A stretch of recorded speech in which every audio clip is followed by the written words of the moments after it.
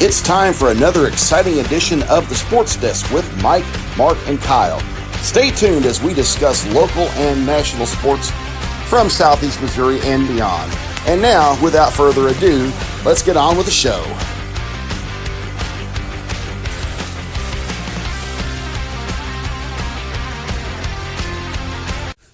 The Sports Desk with Mike, Mark, and Kyle is brought to you by Royal Retros. If you like cool throwback jerseys of defunct sports teams, Royal Retros is the place to buy. If you go to royalretros.com and you order with the code SPORTSDESK, all one word, you can get a little bit off your order. So check out Royal Retros. And now on with the Sports Desk with Mike, Mark, and Kyle. And welcome back to the Sports Desk with Mike, Mark, and Kyle. I'm Mike Bueller. I'm Mark Sanders. And this is Kyle Roberts. And we've got another exciting show today. Our special guest this week is going to be high school pitcher Brady Smith. He's got some big news to share with us on more than one front. And we are also going to talk a little bit about the National Football League. But starting out of the gate, we are going to talk some baseball. And we are taping on Thursday right before the trade deadline. But there's already been a couple of big Cardinals trades. And Mark, I'm going to let you tell us about that. Okay, the most recent trade, the Cardinals sent left-handed pitcher Steven Matz, who never lived up to his potential in St. Louis, to the Boston Red Sox, and they get minor league infielder Blaze Jordan. ESPN gives this a C+ for both teams. I definitely see a C+ for Matt's. As far as Blaze Jordan, I was hoping maybe he was Brian Jordan's son or something like that, but that does not that does not turn out to be the case. Here are the details on Jordan, and I am getting this from the St. Louis Post-Dispatch online.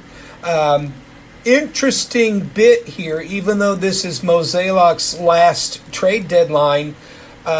Jordan was drafted into the Red Sox organization by incoming Cardinals president Chaim Bloom. So I would bet anything that Bloom had some input on this trade. He was a third-round pick in the 2020 draft, still in high school when he was drafted. He's now 22 years old. His physical stats, 6 feet tall, 220 pounds, so he's a big kid.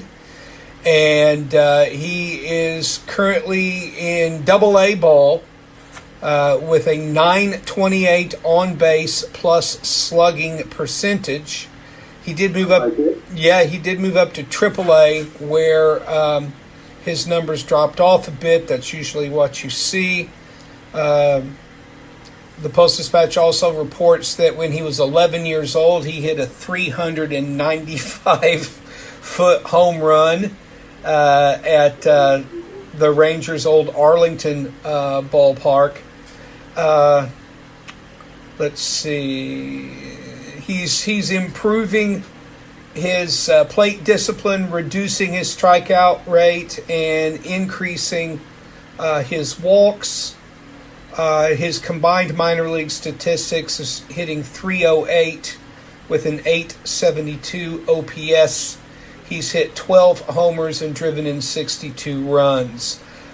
He's described as unathletic on the corner infield spots. He projects for the Cardinals as a first baseman or possibly a designated hitter. So Jordan looks like a potential home run hitter. If he can continue to develop, you'll probably, I don't know if they're going to assign him to Springfield or Memphis. And I'm guessing Memphis, but we'll see. Yeah, we'll see that. And I bet you'll probably see him in the show, I would think, in September. Our earlier trade, the big trade with the New York Mets, we sent top closer Ryan Helsley and gave him a chance to play some postseason ball with the Mets. The Mets gave us three pretty impressive prospects back. We've got sorry, I'm scrolling between three different tabs here. So we have.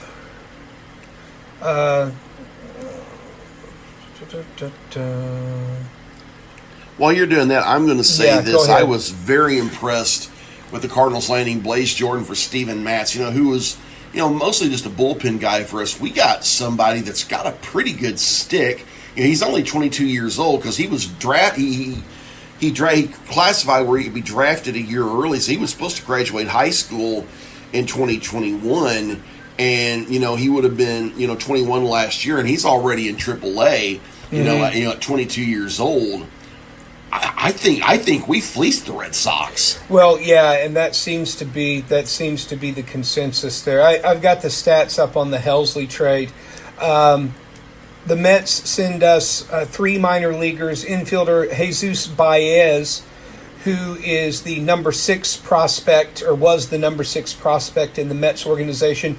Right-handed pitcher Nate Dome.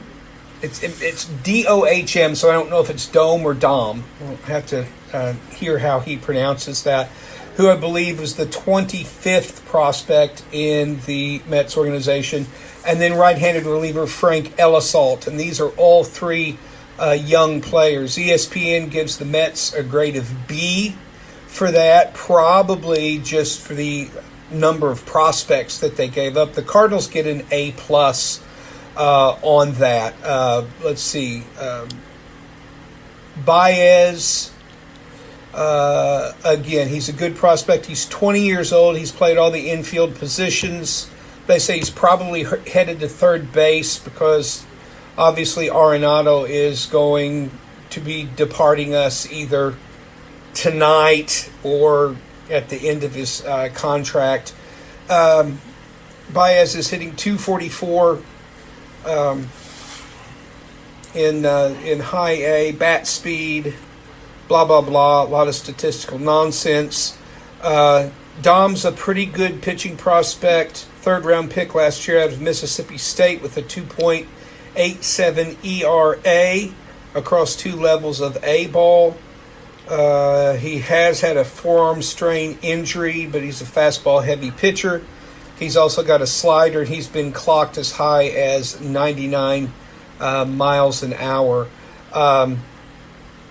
The third pitcher in that, Ellisalt, that's Elissalt, Frank Ellisalt, again, projected to be a reliever, and they say that he's got a pretty good slider that clocks at about 90 miles an hour. So you just can't have enough pitching in the minor leagues. Not all of them are going to work out, but you've got to get them in the pipeline and see who can perform and see who can move up. So I'll tell you what, I think next season the best beneficiary of all these changes for the Cardinals is going to be our AA team over in Springfield, Missouri. I think they're going to have a lot of hot prospects on their way up to Memphis and St. Louis. So if you live within driving distance of Springfield, and the 3 of us all do, go and catch a Redbirds game there. It's a lot of fun, and it costs a fraction of what it takes to go to Busch Stadium in St. Louis. I'm meaning to get out to a ball game over to see the Springfield Cardinals. We haven't had the opportunity, but yeah, our prospect pool in the farm system is getting restocked at a really good time. The other name I'm hearing linked to the Cardinals that is most likely to be moved today is Phil Maton out of the bullpen. Yes. He's got a 2.35 ERA and a 1.12 WHIP in 38 and a third innings so far this year. That's added value for a team that's likely to make the postseason or someone pushing to make a postseason berth. And again, you can never have enough strong bullpen arms in a playoff series. Yeah. The Post-Dispatch is... Go ahead, Mark. The Post-Dispatch is reporting Toronto, Texas, and San Diego as the 3 teams who might be interested in trading for Maton. Speaking of San Diego, they just made a big time trade with the Oakland Athletics, always and forever.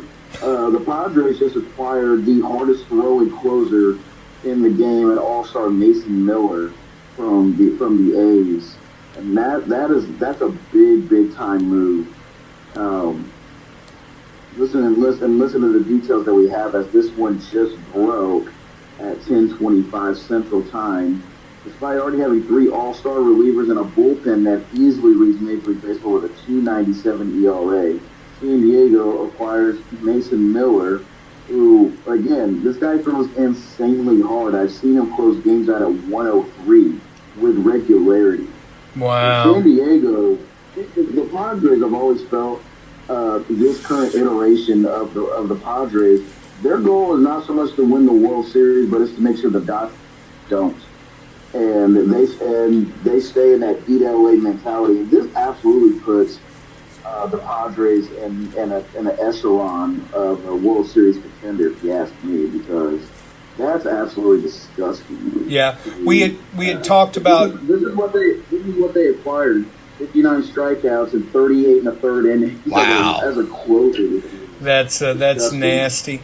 We had talked about possible destinations for Nolan Arenado. Unfortunately, the two top teams, the New York Yankees and the Seattle Mariners, have already traded for their third baseman. And the big deal in this is out in Seattle, where Seattle gets probably the best player available this year in a MLB trade, third baseman Eugenio Suarez. He comes over from Arizona in return for first baseman Tyler Locklear and a couple of right-handed pitchers. So the Mariners get a big-time player in Suarez, and so they are going to be making a playoff push up there in the Emerald City. I got another one that just came through. Former AL Cy Young winner Shane Bieber has been traded by the Cleveland Guardians to the American League best Toronto Blue Jays. Ooh. Wow, not Shane bad. Bieber was traded to Toronto in exchange for right-handed pitcher Carl Steven, who was a second-round pick in last year's draft. Yeah. Since the end of 2023, though, Bieber has only started 2 games. But again, Toronto showing some aggressiveness. That this is not a fluke. I know going into the All-Star break, people were thinking maybe Toronto, their model of winning is not sustainable. But this team has been scorching hot coming out of the break. Yeah. And if Bieber goes healthy and can provide even half of what he was, that's a big pickup for Toronto. Yeah, Toronto's currently 4 games up on the Yankees in the East. Despite struggling coming out of the All-Star break, Detroit's just 4-6 in their last 10, but they're still leading those same Guardians in the Central by 9 games. Seattle, in the meantime, is 5 back behind Houston, as is the Texas Rangers. So still some ball to be played out in the West. The situation is status quo in the NL East. The Mets and the Phillies are jockeying for playoff position, basically. Both of those teams are going to make the playoffs. It's just a question of who's the division winner and who is the top wild card team. The Cubs are still a game behind the Brewers in the Central, and the Padres, who are going all in as buyers here at the trade deadline, have cut the Dodgers' lead in the West to just 3 games. The Padres are also on a 5-game winning streak, so I wouldn't be surprised to see if maybe Los Angeles makes a couple of last-minute deals to shore themselves up as we move through the hot days of summer and into the real pennant chase, which will start in September. It's going to be interesting. And on that note, we are going to take a break. And when we come back, we will have Brady Smith on with us. You are listening to the Sports Desk with Mike, Mark, and Kyle. And we are back at the Sports Desk with Mike, Mark, and Kyle. I'm Mike Bueller, and we have as our special guest today Van Buren High School pitcher Brady Smith. And Brady's got some big news. Earlier this week, he announced a big decision. And Brady, I'm going to let you tell us about that. Yeah, so I announced that I will be going to play further my academic and baseball career at the Wichita State University. It was just one of those. I was talking to a few colleges this summer, got a full ride from St. Louis University, and then got a books, tuition, and food credit offer at Wichita State University, and it was just one of those offers that like it's gonna build as I keep playing, and it was one that I could not turn down as I looked at it more and more. I just went on a visit and felt like home when we went there, and fell in love with the coaches, fell in love with the place, and that's ultimately what led the decision to Wichita State. Well, good deal, man. Congratulations. As some of Yeah. y'all might know, I used to live in Cheney, Kansas, which is not that far down the road from Wichita. In fact, they're both in Sedgwick County, and actually visited X Stadium once, covered a state tournament game there back in 2013. That's a really nice place, and that program is just so tradition laden. There's been several, really legit major league players that have played their college ball there. You know, what's it like to be following in their footsteps, Brady? Oh, I mean, it's amazing. I feel honored to do it because not many people from Southeast Missouri get to say they get to go play at one of the most decorated NCAA baseball programs in America. Um, like you said, there's definitely been a lot of major pro guys that came out of there, especially out of the '90s. The '90s was a big hotspot team for them. Um, and I mean, it's just a really cool culture to be around. I mean, the coach that coached all throughout the '90s, he's at every game still. We go have dinner and stuff at his houses, as the coach has mentioned, and just stuff like that. I mean, it'll be awesome to be part of a rebuilding program too. I mean, the past couple of years they haven't been very well. They came in. We just got new coaching staff about 3 years ago, and that coaching staff is came in the past 2 years.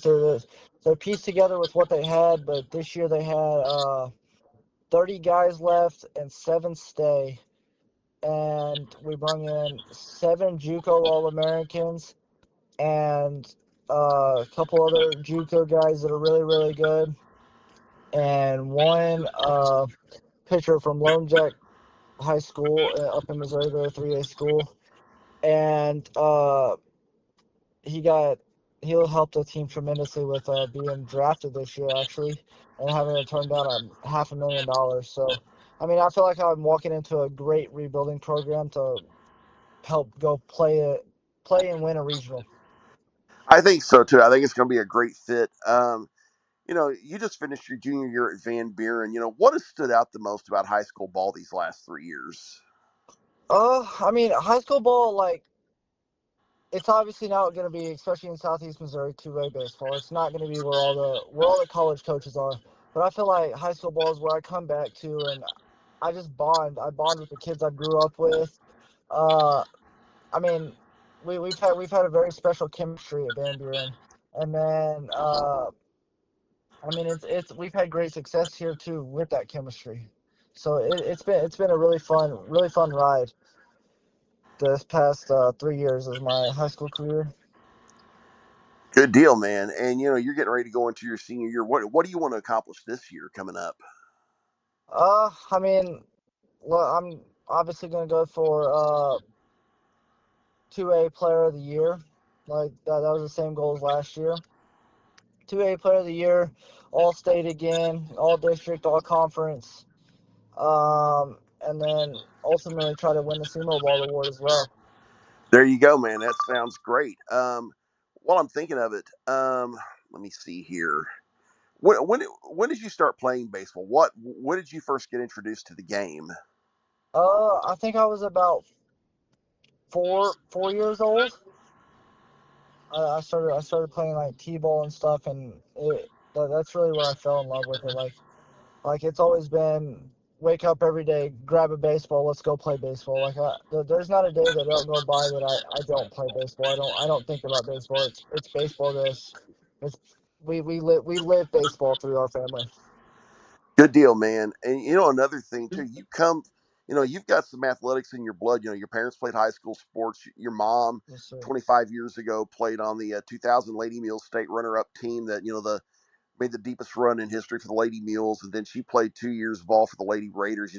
What's it like having that in your DNA? I mean, I feel like back to the pride thing. I mean, just carrying on a legacy. Like she always reminds me that she's always better than me every single day. But I mean, we know that's probably not true anymore. But we we love being just staying competitive in the family and keeping a competitive taste in the family and just continuing it. I'm trying to set leave it to my brother because he's about to be in high school next year, starting his 8th grade year this year, and just gonna pass it on down to him and hope he can do the same thing that I'm doing. Awesome deal, man. That sounds great. Anything else you'd like to add? Well, I guess I'm gonna drop the news on here too. I will be an East Carter Redbird for my senior year. Oh wow, that's big news. Tell me about that. So, originally, it's my dad's alma mater. That's right. That's where he went to school at, and they are a 4-day school week. And a lot of my brother's friends, my younger brother's friends, are over there. And he kind of wanted to change it and go be with a lot of his friends for his high school career. And my mother took a job over there, and I just wanted to follow them and be with my family and go compete over there. Good deal, man. That sounds great. And that is Brady Smith, who is just recently committed to Wichita State University and will be pitching for the East Carter Redbirds this fall. And you are listening to the Sports Desk with Mike, Mark, and Kyle. And welcome back to the Sports Desk with Mike, Mark, and Kyle. I'm Mike Bueller, and we're going to talk a little bit about the National Football League. And we're going to start off by talking about my favorite team, the Tennessee Titans. And yesterday I was online and I saw that Cam Ward, our new quarterback, was describing our offense as being very mid. And the sad thing is that considering we were disgustingly awful last year, being mid is an upgrade. That actually means things are getting better in Nashville.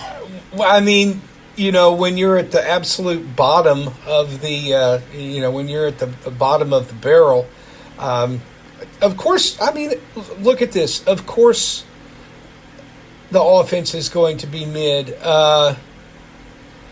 My goodness. Who are your running backs? Tony Pollard and Ty J. Spears. Oh, okay. There's Pollard. Pollard is. He had a good year last year. He did. He did, all things considered, that you couldn't move the football through the air. Yeah. I don't know. There's none. You know who I like in here is somebody you guys drafted, Khalil Mullings. He's a 6'2", 226 rookie running back out of Michigan, and he's. I was going to say, where in the world did he play? But no, he was a breakout in Michigan's backfield, and everybody thought Donovan Edwards would be last year. Yeah. Big power guy. Oh goodness gracious! I mean, you've got Calvin Ridley, who's actually having a good camp. Yeah, you've got Calvin Ridley at wide receiver, and then a bunch of practice squad players. I mean, we got Tyler Lockett, although Tyler Lockett is 32 years old, Mike. Guys, you have to remember, and he was never that guy as as a number one guy to where when he gets older, you're like, no, he's still abused. Tyler Lockett's not off. Yeah, and I maintained that you guys are going to be better this season than you were last season. But if I'm responding to the mid comment, it's because you don't have any players on your roster. And keep in mind with the Titans, if we go 4-13 this year, that means we were better than last season. That's how bad my guys were. We got the number one pick in the draft, not because we were a great team, but because we were a disgrace to the state of Tennessee. So that is saying something. You got better on your offensive line with Kevin Zeitler at guard. That's definitely an upgrade. The rest of your offensive line, Zeitler's 35, so he's the old man out there. But the rest of your offensive line is, with the exception of just a couple of players, 26 years old, but 26, 25. You got a lot of young bodies there on the offensive line, and that's really going to be the key for you guys. Is can your line block on the run game, and can they keep Cam Ward relatively clean in the pocket when he's got to throw?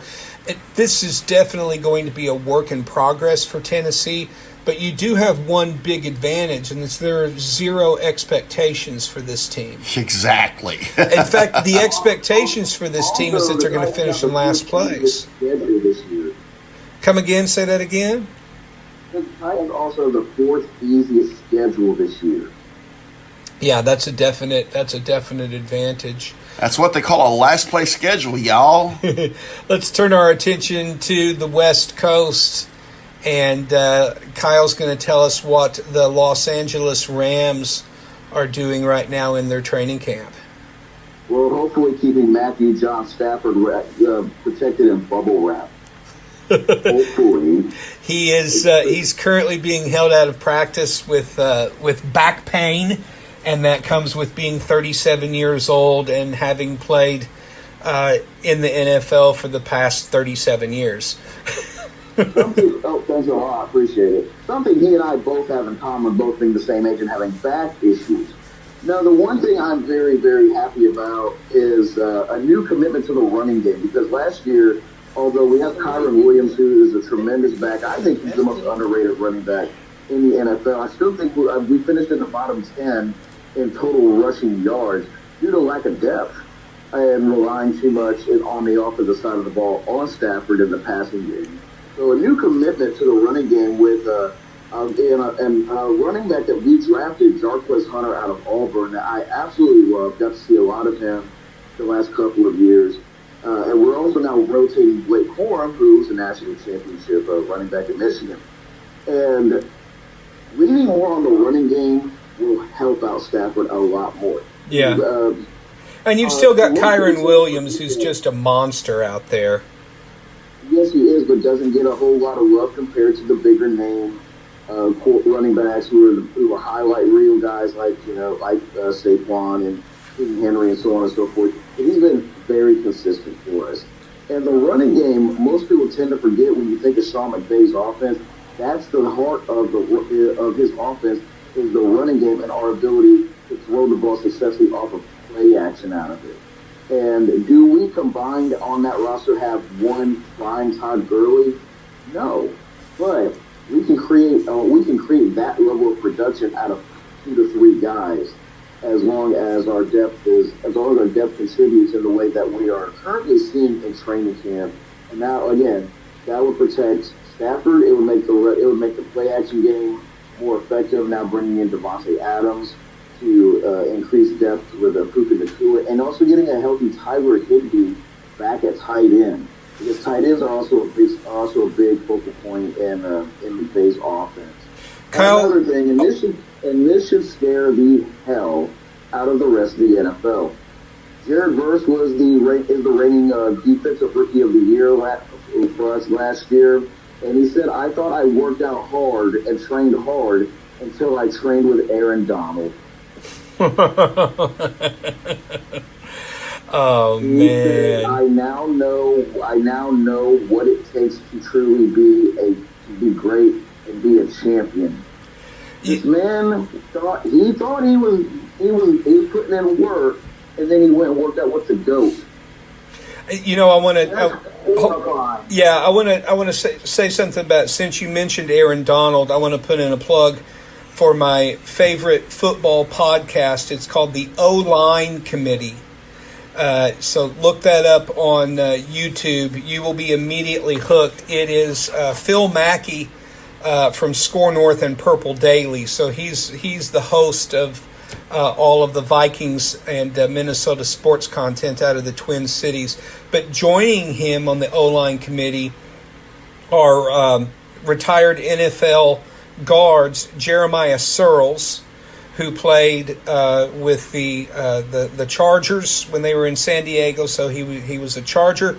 He spent a couple years under Mike Zimmer with the Vikings, and then he also played in Buffalo and Carolina.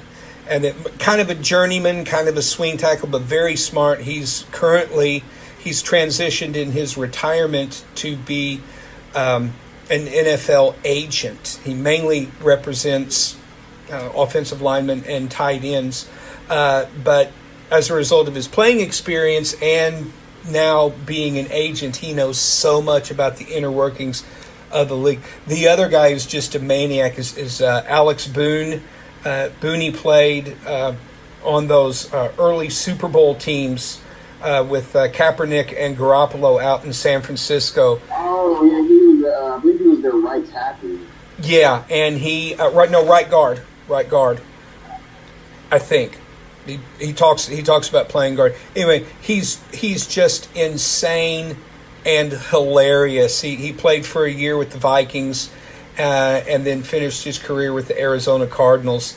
And these guys they're so knowledgeable about the trenches in football and just hilarious. And the reason you're mention of Aaron Donald, I'm going back and watching old episodes because I'm just starved for content from these guys. And they talked about playing against Aaron Donald. Of course, Booney was with San Francisco for many years, so he had to go up against AD twice, and both of them agreed. It's like there was just absolutely no defending against Aaron Donald. There was nothing you could do. They said teams all over the league tried to do anything and everything to stop him, and it just didn't make any difference. And considering he was almost always smaller than every guarded center. I know, that's what's so amazing. He was playing the gap against facing usually left guard to center. It didn't matter. He was still out muscling these men. He was weighing less than. Yeah. Freaking nature. Nothing you can do. Let me ask you one more question on the Rams. Davante Adams, he's 32 years old. Does he still have the physical skills to be a number one receiver in this Rams offense? No. If we didn't have Puka Nacua, he would be by default. Him being a proper number two is, I think, the best for us right now. He can deter attention away from Puka Nacua, open things up a little bit, and of course he can still go out and make plays.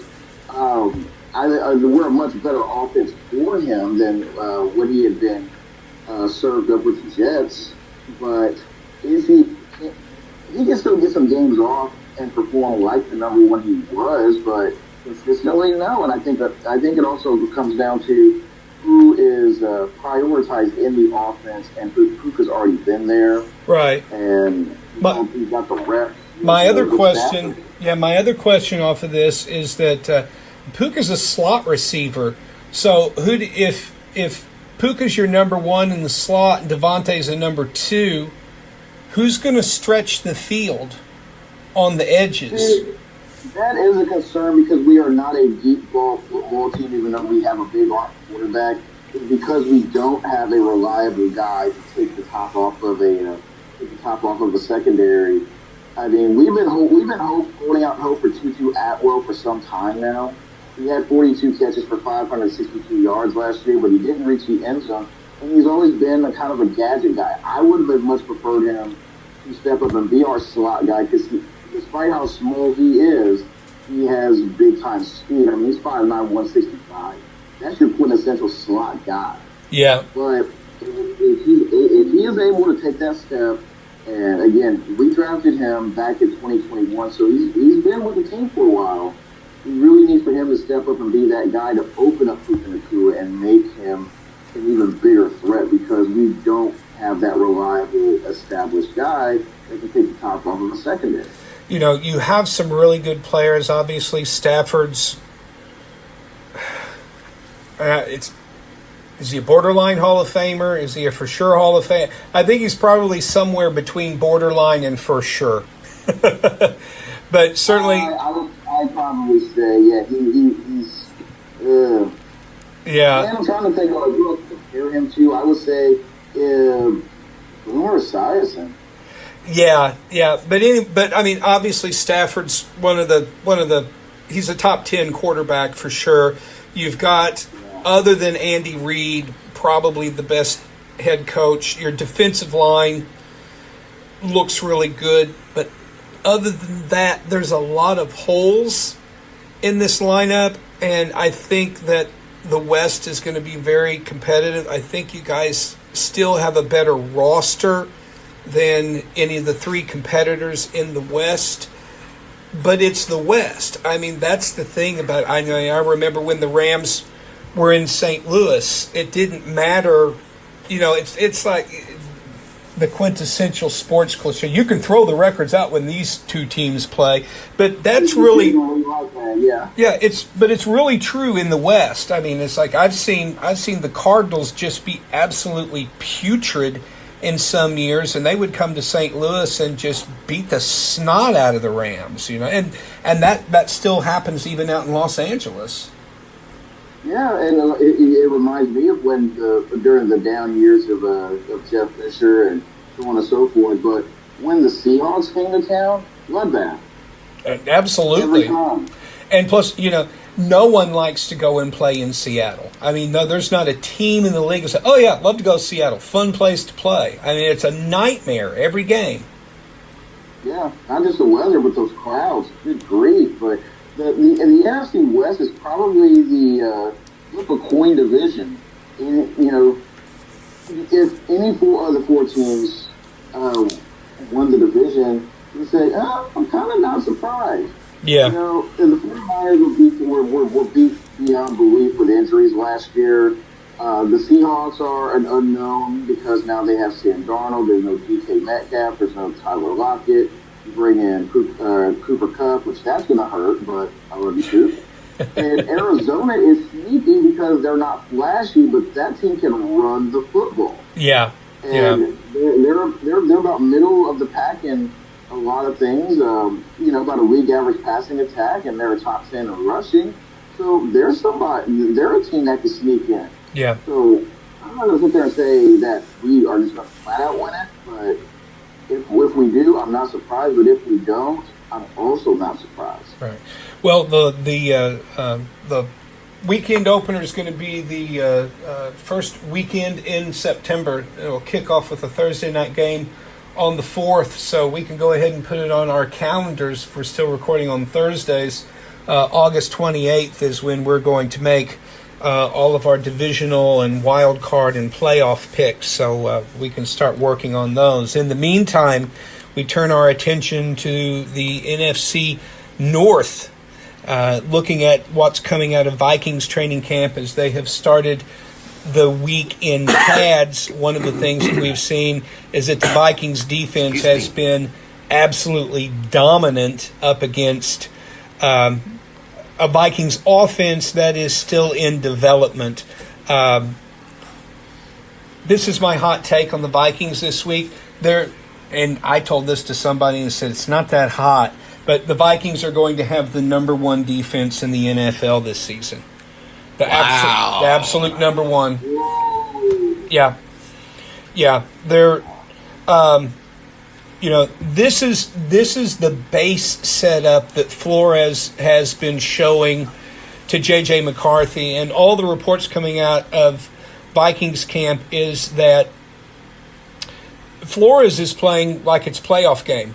I mean, he is sending everything but the kitchen sink and the transmission on the truck coming after J.J. McCarthy. And, of course, there's no contact. You can't actually hit the quarterback, but they are definitely disrupting his rhythm.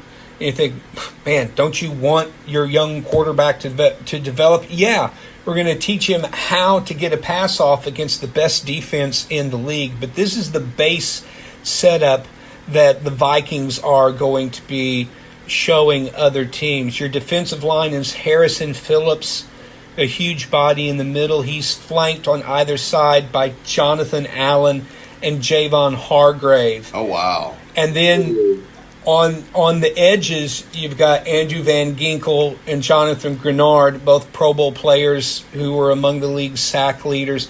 And then roaming here, there, and everywhere is Dallas Turner, who is developing into the Vikings' most lethal weapon on defense. Can you imagine? Just think about those five: Allen, Hargrave, Van Ginkel, Grenard, and Turner. Those five coming at you every time you snap the ball.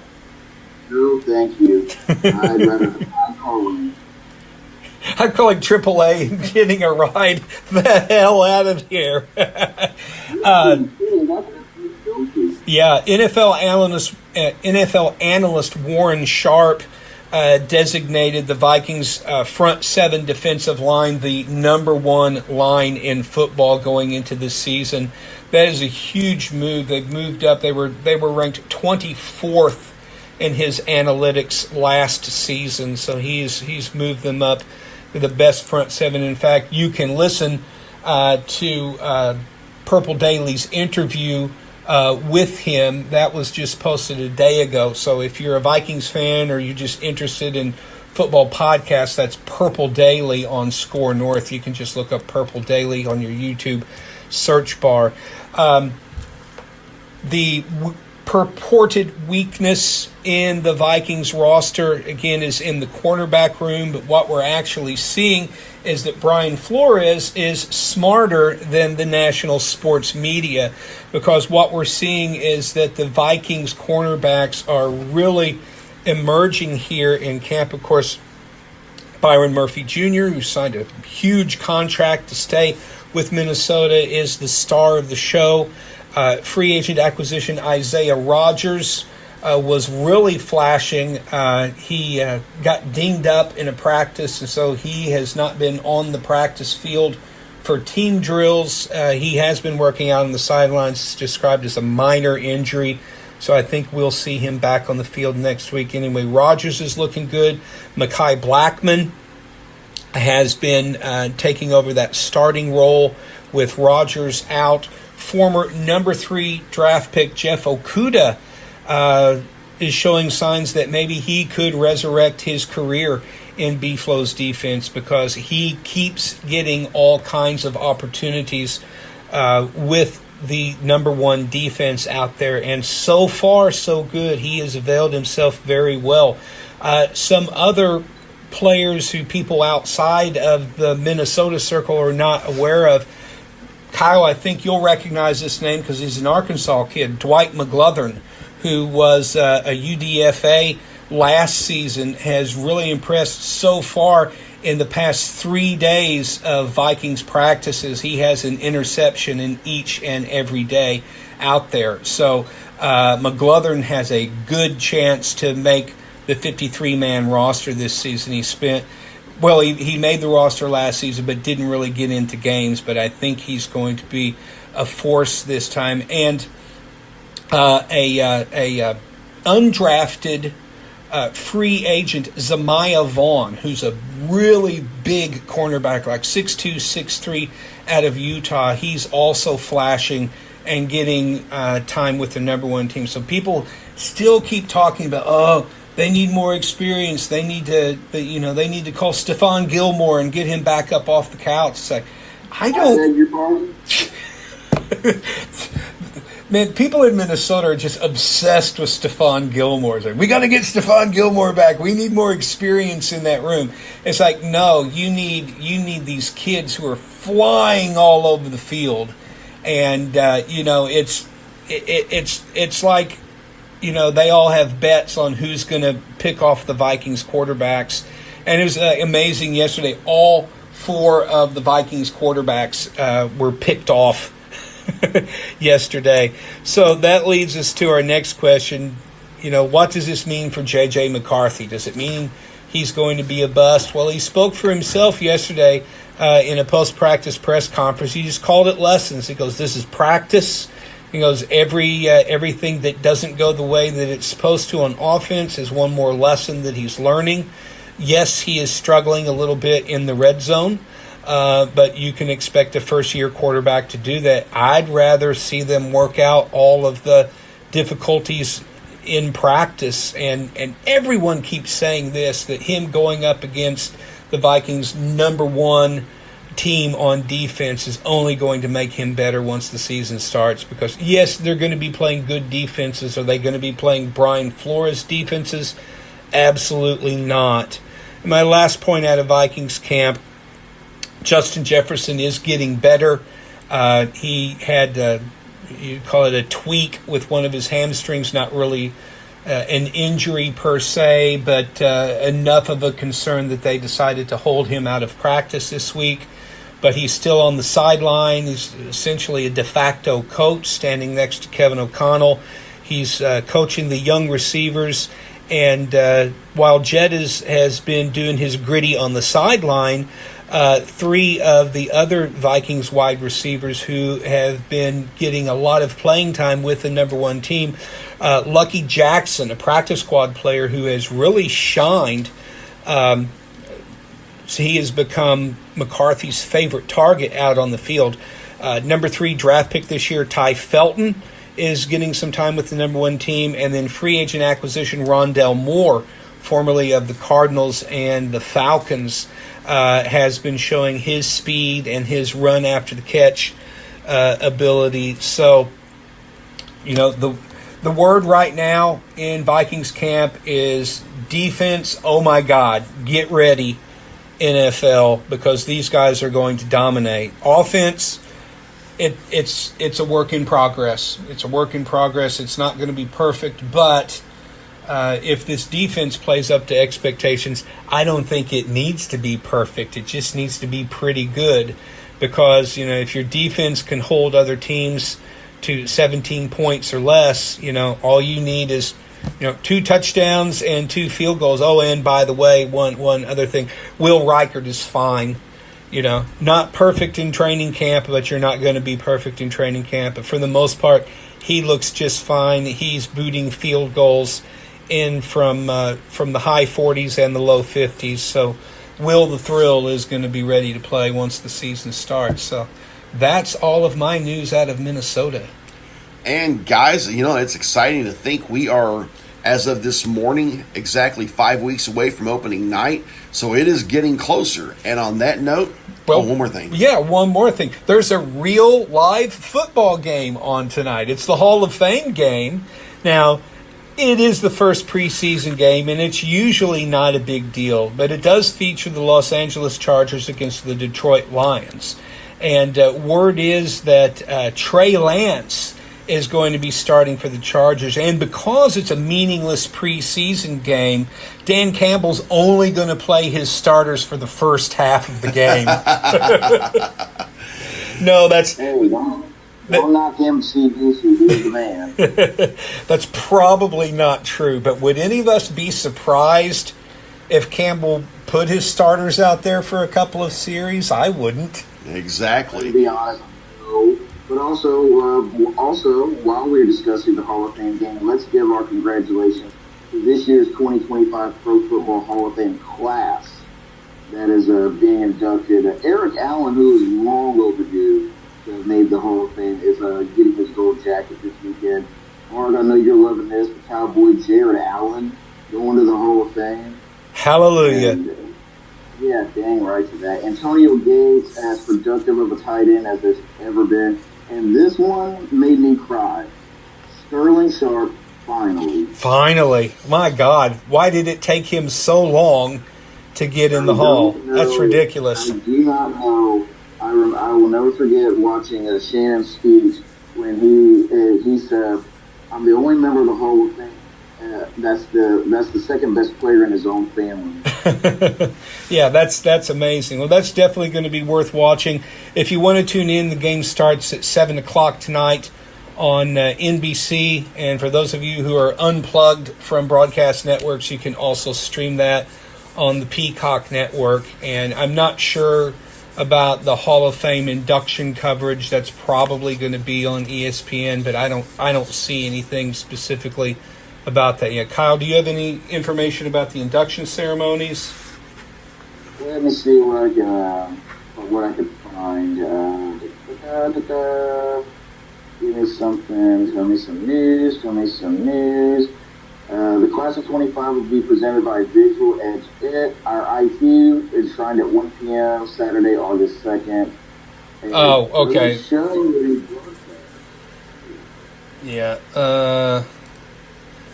Kyle, I think your audio just dropped out.